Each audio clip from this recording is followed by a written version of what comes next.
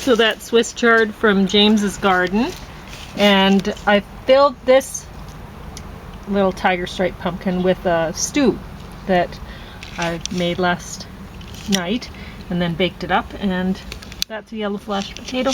That's a humongous baked potato, and I put some sauteed onions and stuff on it, and that's a yam. And James eating half a peach and coffee cake for dessert. Is it coffee cake? Well, that's what it's called. Yeah, it's amazing. It doesn't look Well, like it tastes like doesn't have heavens. coffee in it. Yeah, awesome. I don't So like coffee. Qigong, mindfulness in motion, Holden Qigong, and line of duty. So that's what I'm going to be talking about briefly, and then I guess I'll put it over to James to talk about. So you can hear the sound of me chowing down. Yeah. Kind of hungry. Well, that's good. 'Cause I made a lot of food. Well, I'll be eating this over the course of 2-3 meals. Yeah. I didn't know which one. I made 2 different kinds of pumpkin today. So you'll try the other one later. Okay. But I just... The other one's more orange, traditional color. What? No. They're stuffed differently. Oh, there's stuff. Yeah. Okay. The stuff in them is different. Why would you like an orange pumpkin? It doesn't matter. I mean, it's the idea that counts, you know. These ones look plenty fine. They look kind of like ghost mushrooms. Yeah, well, I have some ghosty pumpkins that are white. Would you like me to make you ghosty? Well, that would be interesting.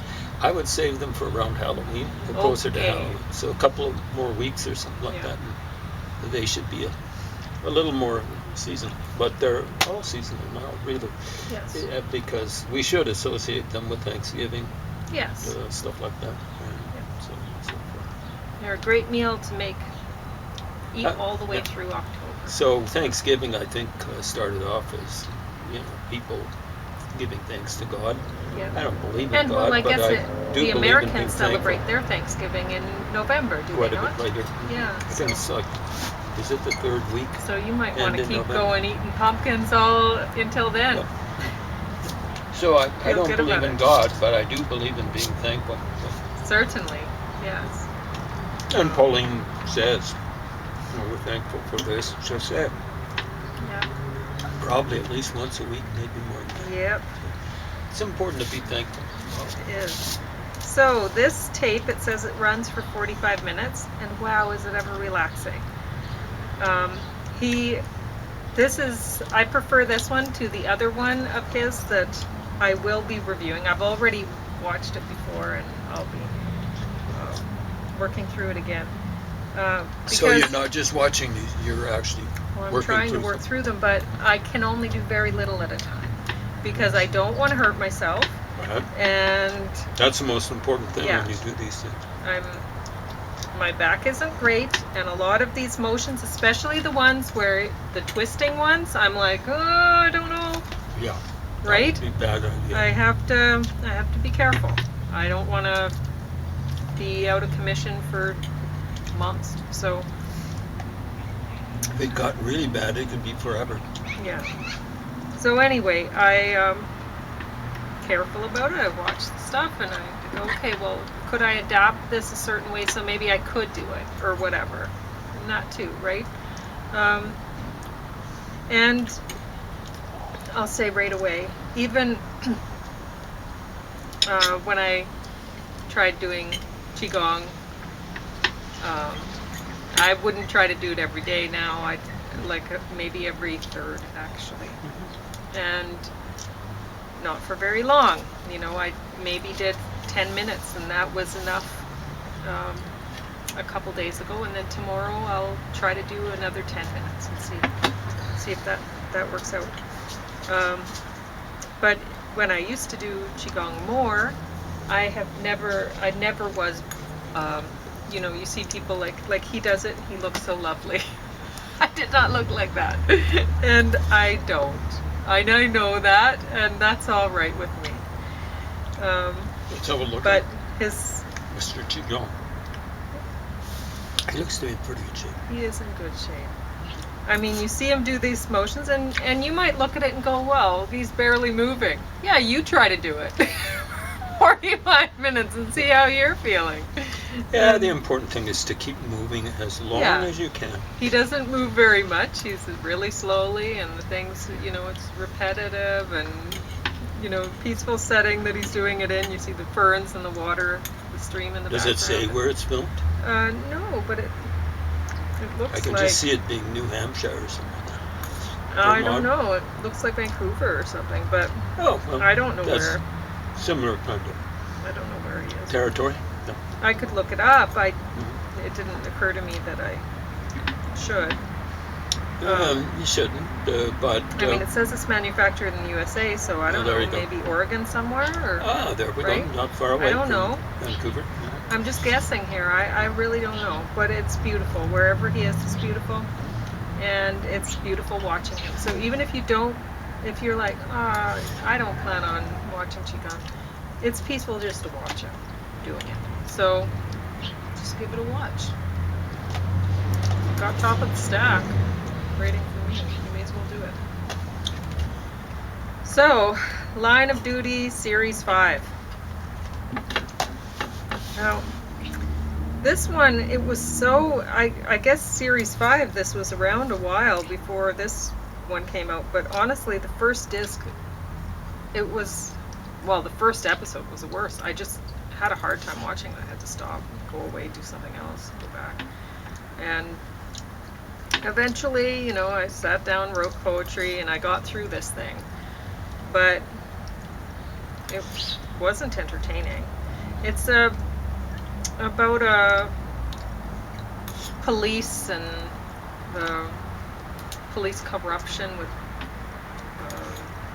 people selling other people into sex trade and stuff like that, whatever, and drugs and that sort of thing, right? So if you're into that sort of thing, you might pick this up, but I don't know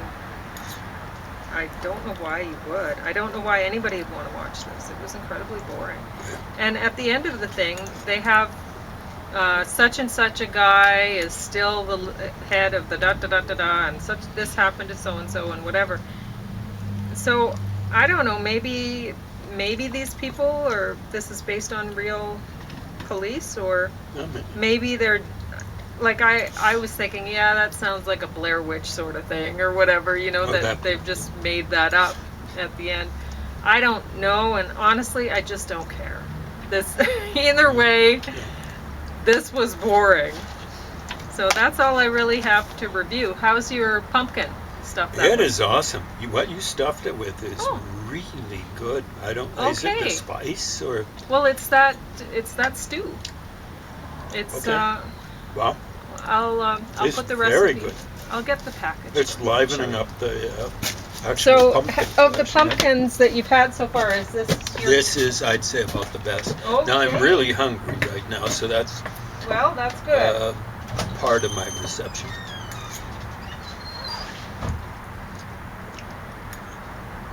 Sorry for eating when I should be yapping. But I'd rather flap my gums on this than visit stuff that at least some of you might not like hearing. So, you wanted to know what it is, and it's this stuff. Yeah.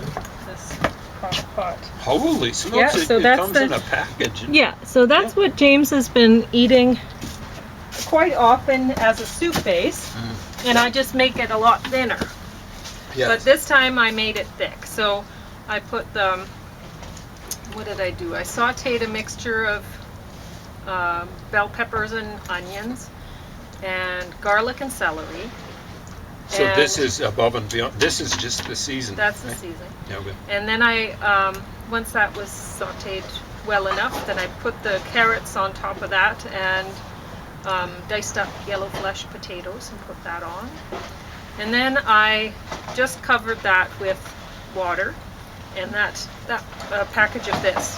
So it ended up being only about half of the soup pot that I usually make. Well, that's a big pot. And as I recall. Yeah. Fairly big. It's okay. And so anyway, so it ended up being a pretty thick stew. I cooked it and Yeah, and I put some in the pumpkin and stuck it in the oven, and that was that. So it's healthy and tasty, and when it comes to meals, it doesn't get much better. Really. It's a partial meal. Well, that's good. Oh, we See, did what it. I was thinking about when I did that is, I was thinking about that Tim Hortons commercial about the soup, the bread bowl, and then I ate the bowl, and I was Oh, yeah? thinking, well, this is way better to have stew in than a bread bowl. Yeah, Yeah. well, I'm not going to eat the bowl. No. The dogs love. Well, you're eating a lot of the bowl. I eat a lot of Just them. not the skin. I try to, Yeah, if it's reasonably accessible. yeah. I prefer to leave the skin for the dogs. And then the just love dogs eat the rest of it, Yeah. and they love that too. it. They probably so- think it's something like an animal hide or whatever. I don't know what they think of it, but they seem to love it. Oh, yeah. And that's, I cover that with foil, the whole thing with foil. Otherwise, if I put that in the oven, it wouldn't look so beautiful without the foil on. Okay. And the skin would get crunchy like fingernails or something. Not good. No, that isn't good. Every No. so occasionally I've tasted that. I think it's stuff that I've left for several hours or something like Oh. that. And Well, yeah, it's not good. So this way, if you cover it with foil while you're baking it, then it stays nice and it soft. moisturizes. And you get used to knowing when it's done. You just press it. You poke at the foil, and it kind of gives a bit. And you go, oh yeah, that's how much I want it to give. Yeah. Because if you wait too much, Your finger goes right in it. it's going to be soggy, and you'll have a hard time transferring your pumpkin to the plate, and without everything just souping out the bottom or whatever. Added greens. Yes. A little bit of lilac. Yeah. I don't know. It's probably healthy. I'm not going to try But it. anyway, so that's that. And this way, if the skin is nice and soft like that, then the chihuahuas love to eat it. Oh, So man. They it just works. go to town. It disappears. They Yeah, basically yeah, they just swallow it. But I wish dogs could enjoy you eating saw more. yesterday, I showed Angel, she had her choice of pork and yam. And which one did she go for? Yam. Yam. No, I don't. Did she eat one? Well, she might have Piece of pushed it pork? around a bit, but she Yeah. likes the yam a Loves lot. it. And Loves it.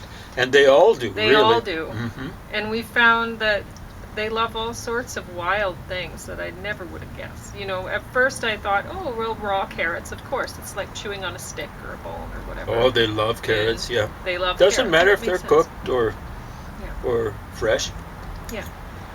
And but yeah, Opie has shown me that he likes all sorts of things. Like he loves cauliflower. Cauliflower.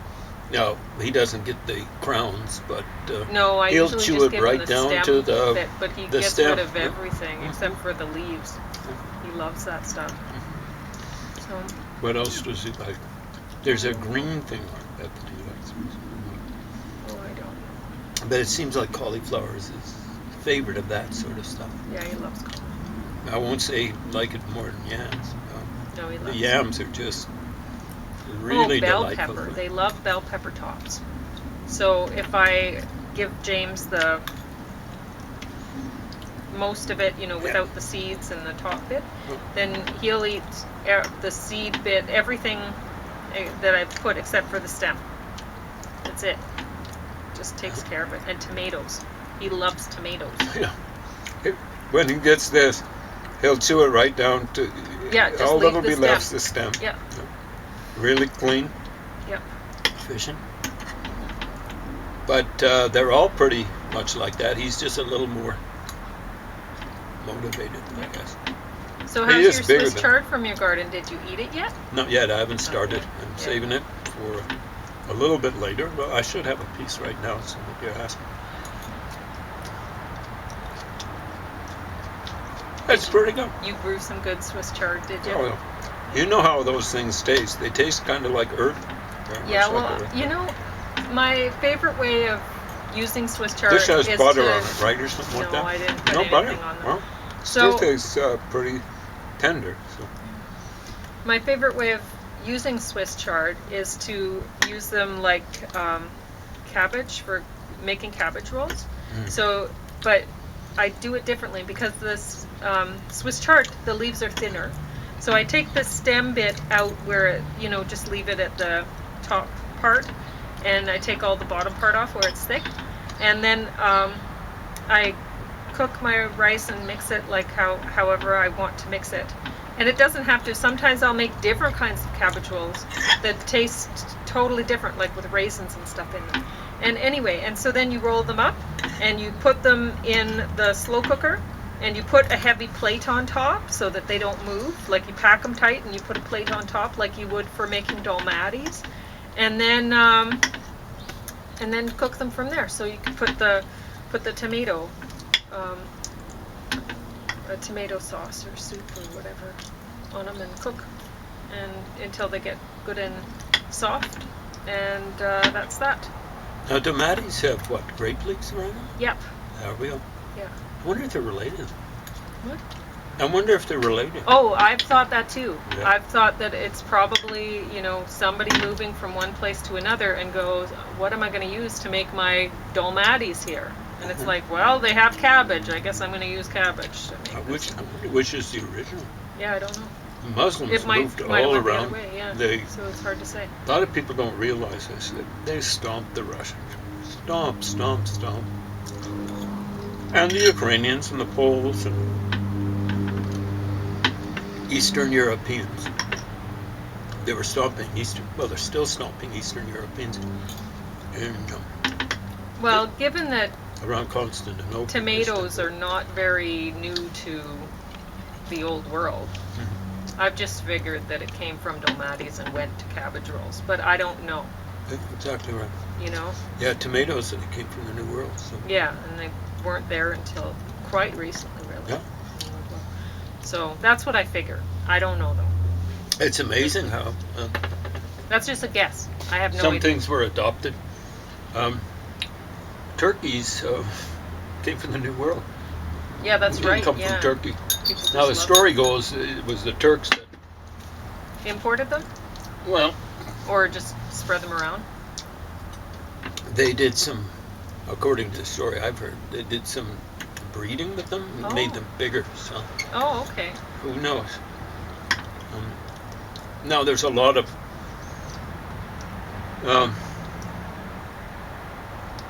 fake history happening right now, and it's been going actually since at least Edward Gibbon. Is it Edward? Anyway, the historian. He was an Enlightenment dude. Enlightenment to him meant anything that wasn't Christian. But religious, that was different. So one of his main points, it's pretty pointless, is how benighted Christianity was with respect to Islam. So this goes back to about maybe 1750, a long time ago. And of course, Gibbon is one of the favorite authors for, I hesitate to call him historian, of apologists for Islam. Oh, this is what Gibbon says. What did he know? 1750? Did he know any of the Muslim languages, Turkish, Arabic? Had he really studied their history?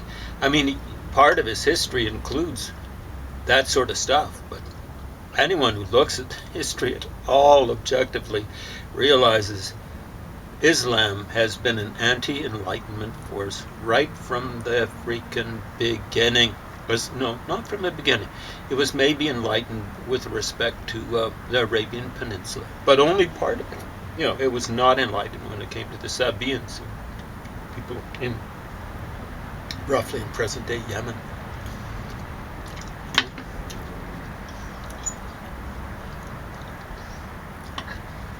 Yeah, what would he know? Writing around, I guess it was somewhere around 1750, maybe it's a bit later.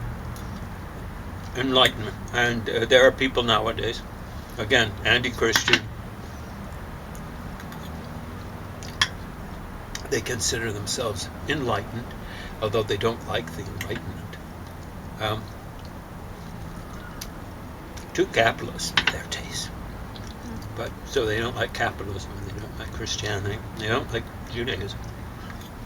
Although they cloak that just like in the term Zionism.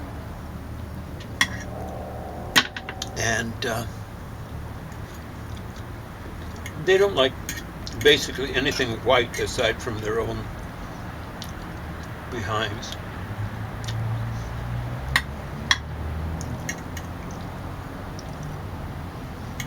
No. Now, what was I going to talk about?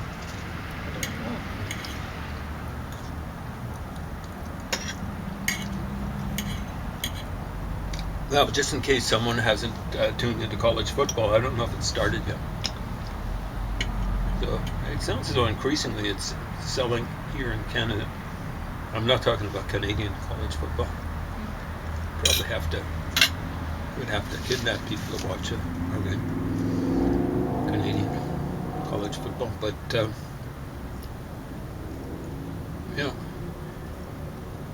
college football, the people who call it, it's bad, but American professional football, Canadian, I heard an American commentator talking approvingly about a team in the United States that played exciting football as opposed to the usual American garbage.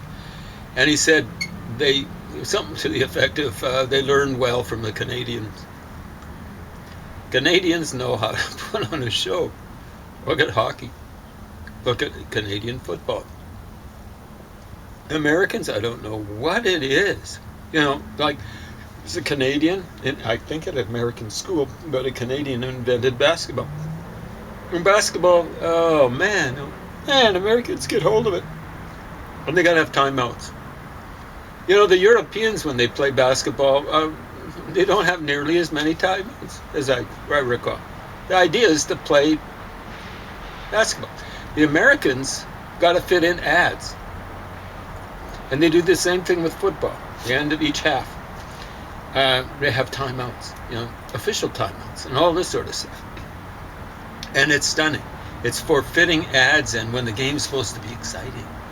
And stuff like, when I was a kid, they had a running clock. I was going, do they even have first and third quarters in American football? They just seem to fly by.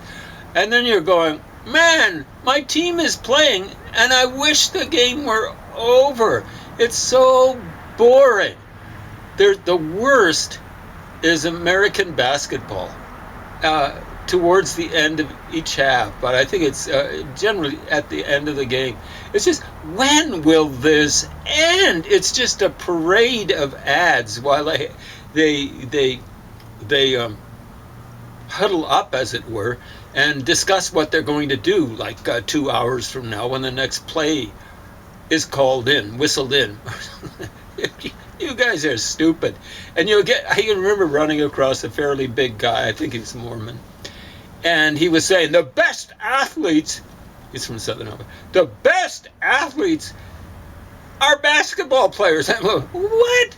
Look at Shaquille O'Neal, big fat slob. You look at these guys, and they, if you ask them to play any other sport, they'd be totally lost. Jesus, God. Yeah, they're good at handling a basketball, but the basketball's so small, they can hold it right in their hand. One hand. Wow. Oh yeah, they can do this. So, like if I had a big enough hand, or you put some glue on my hand, I could go like, wow, look at this. Bum, bum, bum, bum, bum, bum. Yeah, stupid. The people, the folks that are the best athletes are, aside from the best ones, would be, it's a boring sport because you really can't see what's happening. All the holding and all this sort of stuff, grabbing swimming trunks, is water polo. It's stunning. You actually, like skating, you've got to learn something else before you start handling the implement and stuff like that. But if you can't swim, you drown. Water polo's it. How can you beat that? But then, so far as I can see, it's hockey. Hockey, you got to learn how to skate. You're useless if you can't skate. No matter what Don Cherry might think. My guys play lunch bucket hockey. No, skating hockey. That's what hockey's about. How many Stanley Cups did Don Cherry's teams win? None. Right? They came reasonably close. That's good. So what? They really were, like the last time they played Montreal under Cherry. They came close, but Montreal was not playing up to snuff. If Montreal had been playing up to snuff, it would have been over in 5 games, maybe even 4. They were having a little bit of trouble in the organization. How much time was there? 5? 4 minutes. 4 minutes. There we go. But I was listening. They're talking about. It's been this way for a while. There's 3 American National Football League (NFL) broadcasts on Sunday afternoon. Well, each broadcast lasts about 3 hours, with all the fixing, all the hoopla at the beginning, wrap up at the end, and of course there has to be a halftime show, so on. And I'm not talking about the Super Bowl. The Super Bowl is just a waste of time. But coming from people who are a waste of skull. But 3 football games times 3, that's 9 hours. It's like a full-time job on Sunday. What do you folks think about? Is that the whole point? I'm just going to watch this, and I don't have to think even on the weekend when I got free time. Yuck, yuck, yuck. You guys are useless. I've watched my share of football, but it's not even an afternoon. Well, I guess afternoon into evening. Crazy, crazy stuff.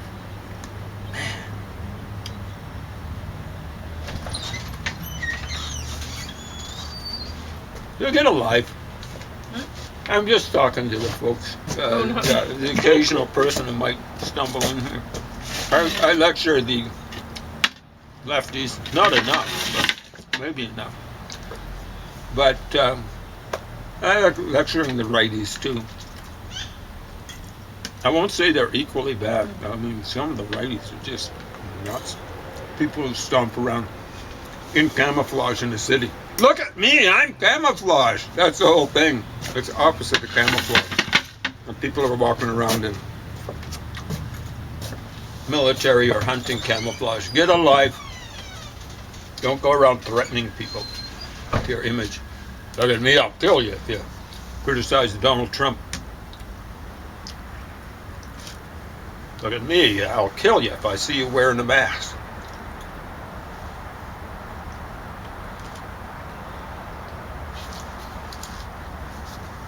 Look at me, I'll kill you if you criticize American football.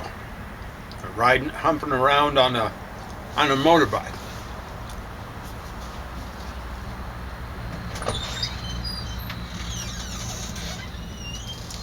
Anyway, that's about all I got to say.